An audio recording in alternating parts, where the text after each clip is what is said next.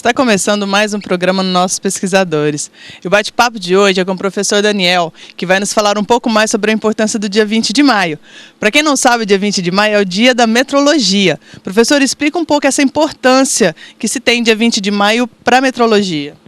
O dia 20 de maio ele é uma data instituída, né, pelo Organismo Internacional de Metrologia, o BIPM, como uma espécie de data comemorativa para lembrar a Convenção do Metro, que foi assinada no dia 20 de maio de 1847, onde 22 países se reuniram para definir o uso comum de diversas unidades, né, e instituir padrões comuns a todos esses países, o Brasil fazendo parte disso, né, assinou positivamente nessa data, e essa data ficou marcada para que fosse lembrada essa assinatura de tratado, né, de acordo de cooperação até então.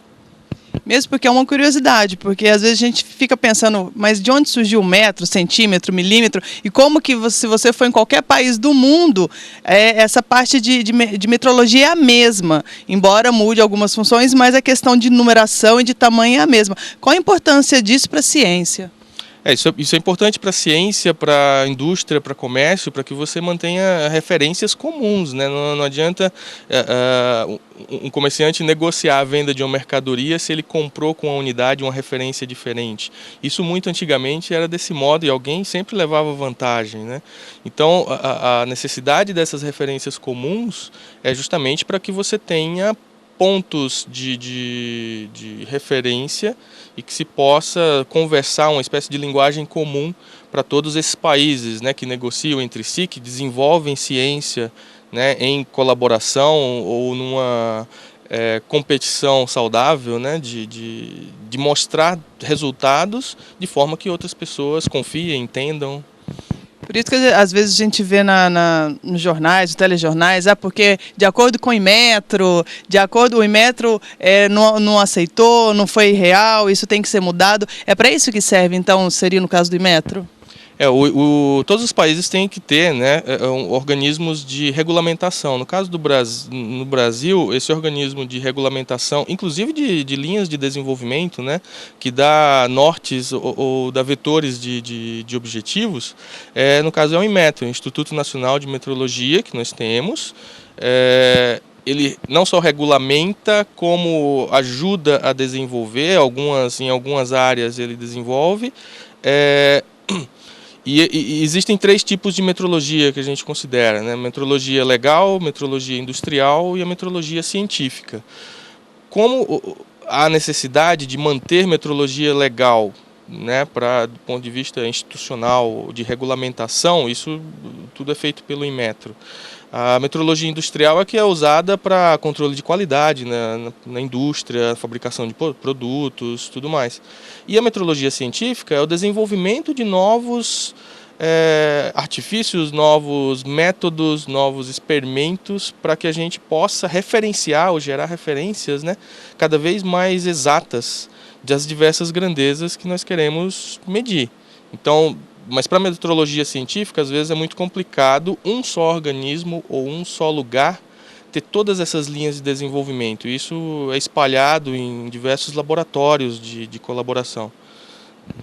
Então o que a gente pode acabar dizendo é que hoje os produtos piratas que invadiram o mercado, né? Então muitas vezes a pessoa fala, não, mas deixa o pessoal trabalhar, é um produto que é usável, mas é pirata. Então significa que ele não tem uma qualidade que seria real e até necessária para a gente, podendo até pôr em risco a vida de uma pessoa.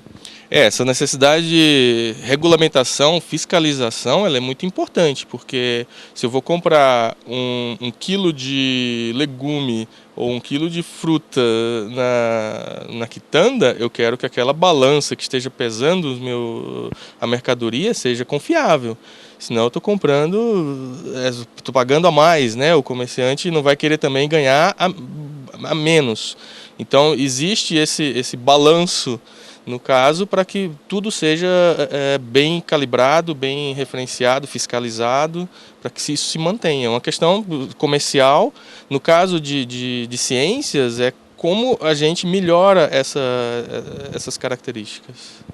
E esse ano é comemorado também o Ano Internacional da Luz. E, coincidentemente, com o 20 de maio, que é o Ano da Metrologia. Qual que seria essa referência da luz com o método? Porque a gente fala, nossa, luz, mas é tão extenso, será que pode ser medido? Qual é a importância dessa ligação entre um e outro?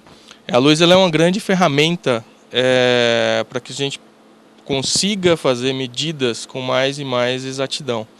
Então, nós podemos usar características ou tratamentos diferentes para a luz para estabelecer critérios, né? Por exemplo, dimensionais, usando luz como um raio de luz ou como uma onda.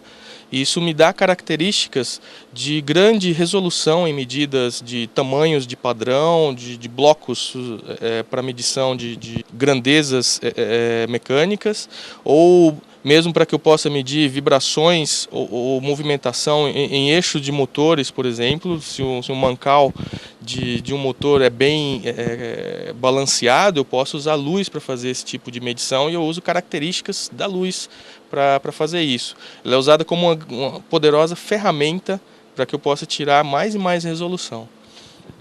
Hoje, além da luz solar, né, tem o LED, tem o laser, tem o infravermelho. Seria esses tipos de luz para poder medir essa quantidade ou esse tamanho que vocês preferem utilizar na luz da metrologia?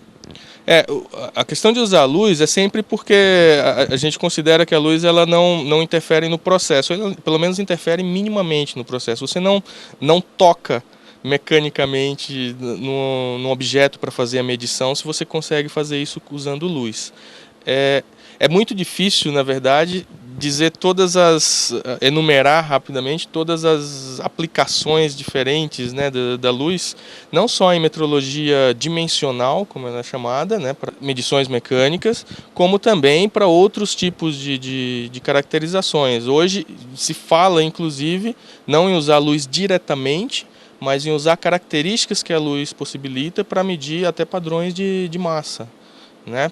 O quilo padrão ser tirado de uma grandeza que indiretamente toda a resolução vem a partir do que a luz possibilita de resolução.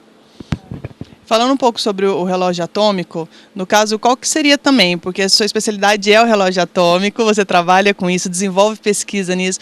E essa questão, então, da metrologia, da luz, do relógio atômico, como que seria um processo todo do seu trabalho relacionado à luz e metrologia? A luz, no caso de metrologia para relógios atômicos ou metrologia de tempo e frequência, ela é usada como uma ferramenta poderosíssima. Eu posso usá-la direta ou indiretamente.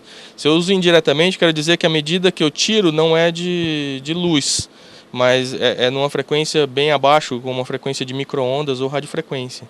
Mas mesmo assim eu ainda uso luz para ter essa resolução bem mais elevada.